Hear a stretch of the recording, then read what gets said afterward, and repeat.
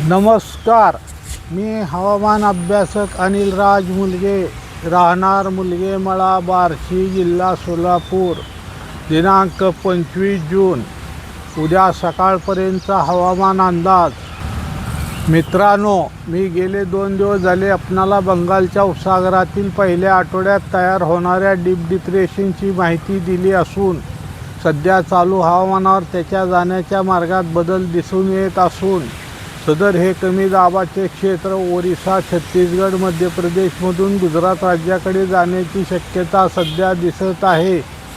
जर हे क्षेत्र ह्या मार्गाने गेले तर आपल्या राज्याच्या पश्चिम भागात तसेच खानदेश, विदर्भ, मराठवाडा या विभागात या काळात मुसळधार ते अतिमुसळधार पावसाची शक्यता राहील असे वाटते आहे. अजून पण याच्या जाण्याच्या मार्गात बदल होऊ शकतो. जर असा बदल झाला तर दिलेल्या अंदाजात पण बदल होऊ शकतो, हे आपण लक्षात ठेवावे.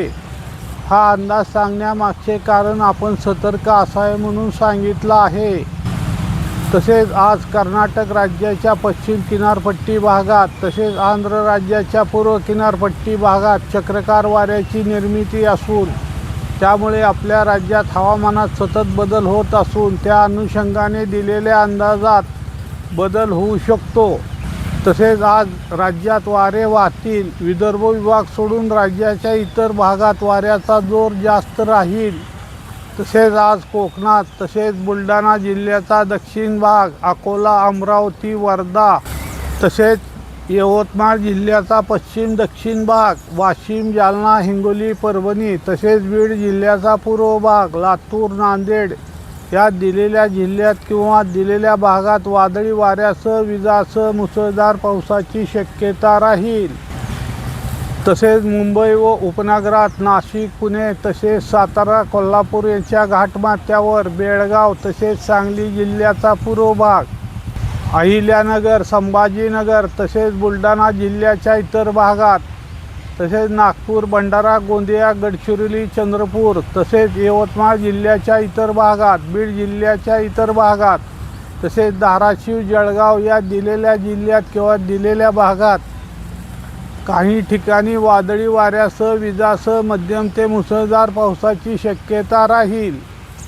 तसेच धुळे जिल्ह्याच्या काही ठिकाणी, सांगली जिल्ह्याच्या इतर भागात, सोलापूर जिल्ह्याच्या काही ठिकाणी स्थानिक वातावरणानुसार वादळी वाऱ्यासह हलका ते मध्यम पावसाची शक्यता राहील. तसेच बार्शी तालुक्यात काही ठिकाणी स्थानिक वातावरणानुसार हलक्या ते मध्यम पावसाची शक्यता राहील.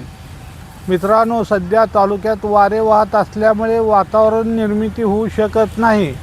जर हवामानात बदल झाला नाही तर उद्याचा दिवस तालुक्यात मध्यम पावसाची शक्यता राहील. त्यानंतर पावसासंबंधी अंदाज पुढे दिला जाईल. तसेच काल रोजी मान्सूनने पूर्ण राज्य व्यापले आहे.